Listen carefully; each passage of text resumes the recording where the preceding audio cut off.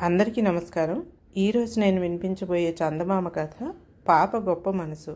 కథ రచయిత మాచిరాజు కామేశ్వరరావు గారు. నేను సునీత. Welcome to Telugu Kathalokam 2. రాయవరం చిన్న గ్రామం. దాన్ని ఆనుకుని ప్రవహిస్తున్న నదికి పుష్కరాలు వచ్చాయి. వారం రోజుల నుంచి జనం ఎక్కడి నుంచో తండోపతండాలుగా వచ్చి నదిలో స్నానం చేసి వెళ్తున్నారు. వారం 10 రోజుల పాటు గ్రామస్తులకు ఇదొక పెద్ద పండుగ. ఆ సమయంలోనే గ్రామంలోని చిన్న రైతు దశరథయ్య కూతురు సుమతి పుట్టినరోజు పండుగ. అతడి భార్య భర్తను వేగిరపెడుతూ, చీకటి పడకుండా వచ్చేయండి, దర్జీ ఈసరికి అమ్మాయి పట్టుపరిగిని కుట్టే ఉంటాడు, అమ్మాయిని గుడికి తీసుకుపోవాలి, అసలే ఊరి నిండా జనం అంటూ హెచ్చరించింది. అయితే దశరథయ్య దర్జీ దగ్గరికి వెళ్ళేసరికి ఇంకా పరికిణి పని పూర్తి కాలేదు. దర్జీ అతడిని కూర్చోబెట్టి పని పూర్తి చేశాడు. అతడు పరికిణి తీసుకుని బయలుదేరేసరికి చీకటి పడుతోంది. దశరథయ్య ఇంటిని సమీపిస్తూ ఉండగా ఒక 25 ఏళ్ల కుర్రాడు పెరటి ద్వారం నుంచి కంగారుగా బయటకు వస్తున్నాడు. దశరథయ్య అతడిని ఏనాడూ చూసుండలేదు. ఆ కుర్రవాడి బెదురు చూపులు, కంగారు చూస్తూనే దశరథయ్యకు వాడు దొంగ అనే అనుమానం కలిగింది. అతడు పరుగున పోయి వాడిని పట్టుకుని, నువ్వెవరు, ఇంట్లో నుంచి ఏం దొంగిలించావు అన్నాడు కరుకుగా. దశరథయ్యను చూసిన వెంటనే వాడు కంగారు పడి బెదిరిపోయి మాటలు రాక కాస్త తడపడ్డాడు. దశరథయ్య వెంటనే వాడిని వీపు మీద గట్టిగా చేత్తో చరిచి, దొంగవెధవా, నిజం చెప్పు, దొంగిలించిన వస్తువు ఎక్కడా అంటూ పెద్దగా అరిచాడు. అది విన్న అతడి భార్య కూతురే కాక పక్కింటి వాళ్ళు కూడా అక్కడికి చేరారు. ఈ వయసులో కష్టపడి పనిచేసుకోక దొంగతనాలకు దిగాడన్నమాట, 4 తన్ని బుద్ధి చెప్పండి అన్నాడొకడు అక్కడ చేరిన గుంపుల్లో నుంచి. ముందు ఏం కాజేశాడో చూడండి అన్నాడు మరొకడు. దశరథయ్య వాడి దుస్తులు తడిమి చూశాడు. జేబులో కొంత చిల్లర తప్ప మరేం లేదు. ఆ కుర్రవాడు చేతులు జోడించి, నేను దొంగను కాదు, నన్ను వదిలిపెట్టండి అన్నాడు. ఈ మధ్యన ఎవరో పిల్లల్ని ఎత్తుకుపోతున్నారట, పుష్కరాలు కనుక తేలిగ్గా పిల్లల్ని ఎత్తుకుపోవచ్చని వచ్చుంటాడు అన్నదొక ఆవిడ. గుంపులో నుంచి 2 ముందుకు తోసుకువచ్చి కుర్రవాడిని కొట్టబోయేంతలో వాడు, అయ్యా ఆగండి, ఇంట్లో దేవుడి మందిరం పక్కన ఎర్ర సంచి ఉంది, ముందది తీసుకురండి అన్నాడు నిదానంగా. సుమతి గబగబా ఇంట్లోకి పరిగెత్తి ఎర్ర సంచి తీసుకొచ్చింది. దాని నిండా గలగలలాడుతూ వెండి నాణేలున్నాయి. దశరథయ్యకు ఆ సంచి తన ఇంట్లోకి ఎలా వచ్చిందో అర్థం కాలేదు. కుర్రాడు గొంతు సవరించుకుని, ఆ సంచిలో 1000 వెండి కాసులున్నాయి, ఆ సంచిని మీ ఇంట్లో పెట్టింది నేనే, ఎందుకు పెట్టానో చెప్పమంటారా అన్నాడు గట్టిగా. దశరథయ్యతో పాటు అక్కడ చేరిన వారంతా ఆశ్చర్యపోతూ కుర్రాడికేసి చూశారు. వాడు జరిగిన సంగతి ఇలా చెప్పాడు. 12 సంవత్సరాల క్రితం వాడికి బాగా జబ్బు చేసింది.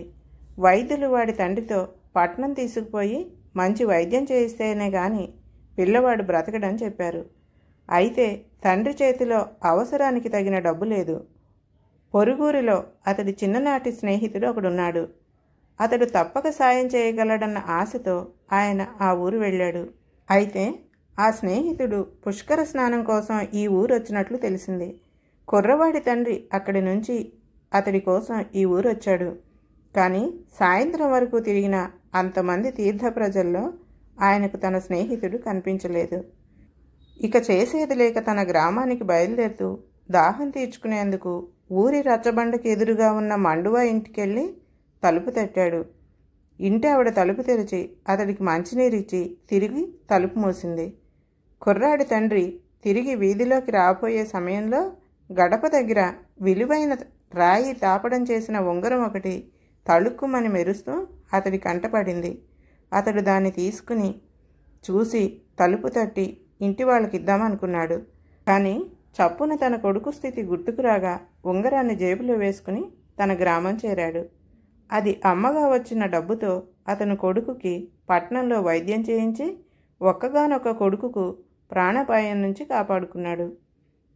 కుర్రవాడిదంతా చెప్పి దశరథయ్యతో, అయ్యా, ఆ తరువాత మా నాన్న మీ బాకీ తీర్చేందుకు ఎంతగానో ప్రయత్నించాడు, అయినా సాధ్యపడలేదు. అయితే 4 రోజుల క్రితం బాగా జబ్బు చేసి చనిపోయే ముందు మా నాన్న ఈ జరిగిందంతా చెప్పి తన కర్మకాండకు ఆట్టే ఖర్చు పెట్టవద్దని, ఇంట్లో ఉన్న 800 కాసులకు మరి 200 ఎలాగైనా చేర్చి తమకివ్వవలసిందని చెప్పాడు. పోయిన మా నాన్నను గురించి దొంగగా చెప్పటం మనస్కరించక 1000 వెండి కాసుల్ని రహస్యంగా తమ ఇంట్లోని దేవుడి గది ముందు పెట్టాను.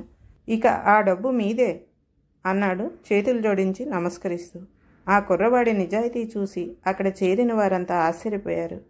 సంగతి ఏమిటో తెలుసుకోకుండా కనపడిన వారిని పట్టుకుని దొంగ అంటూ కేకలు పెట్టడం ఏమన్న మర్యాద అంటూ జనం దశరథయ్యను చీవాట్లు పెట్టి వెళ్ళిపోయారు.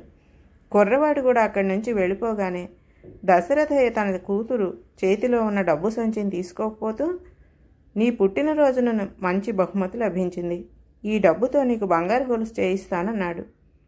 ఆ మాటలకు భార్య అడ్డు వచ్చి, ఇంకా నయ్యం, పసిపిల్ల వంటి మీద బంగారం ఉండటం ప్రమాదం, ఆ డబ్బుతో ముందు నేను గాజులు చేయించుకుంటానన్నది. సుమతి డబ్బు సంచి ఉన్న చేతిని వెనక్కి లాక్కుని తండ్రిని, ఈ రోజుతో నాకు ఎన్ని సంవత్సరాలు నిండైనాన్నా అని అడిగింది. నాకు ఆ మాత్రం గుర్తులేదా తల్లి, ఈ రోజుతో నీకు 9 నుండి 10 వస్తాయన్నాడు దశరథయ్య. ఆ అబ్బాయి తెచ్చిన బాకీ 12 ఏళ్ల క్రిందటిది. మనం ఈ ఇల్లు కొన్న తర్వాత ఏడాదికి నేను పుట్టాను. అంటే ఆ ఉంగరం మనకు ఈ ఇల్లు అమ్మిన రామయ్య తాతదన్నమాట. పిల్లలు సరిగా చూడక ఆరోగ్యం కూడా చేడి తాత చాలా కష్టాల్లో ఉన్నాడు. ఈ డబ్బు తాతకు బాగా ఉపయోగిస్తుంది, అది తాతకిచ్చొస్తానంటూ సుమతి బయలుదేరిపోయింది.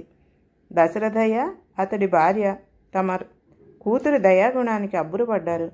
దశరథయ్య భార్య కూతుర్ని ఆప్యాయంగా ముద్దాడి, ఆ డబ్బు తాతకు రేపు ఇవ్వచ్చులే తల్లి, ఇప్పుడు మనం గుడికి వెళ్ళాలన్నది. ఈరోజు గుడికి వెళ్ళకపోయినా పర్వాలేదు, తాతకి ఈ డబ్బు ఇస్తే నాకు రెట్టింపు పుణ్యం వస్తుంది అంటూ సుమతి రామయ్య తాత ఇంటికేసి పరుగు తీసింది. వయస్సులో చిన్నదైన తమ కూతురి గొప్ప మనసు చూసి ఆమె తల్లిదండ్రులు చాలా ఆనందపడ్డారు. కథ సమాప్తం. ఈ కథ కనుక నచ్చితే లైక్ చేయండి, సబ్స్క్రైబ్ చేయండి, షేర్ చేయండి.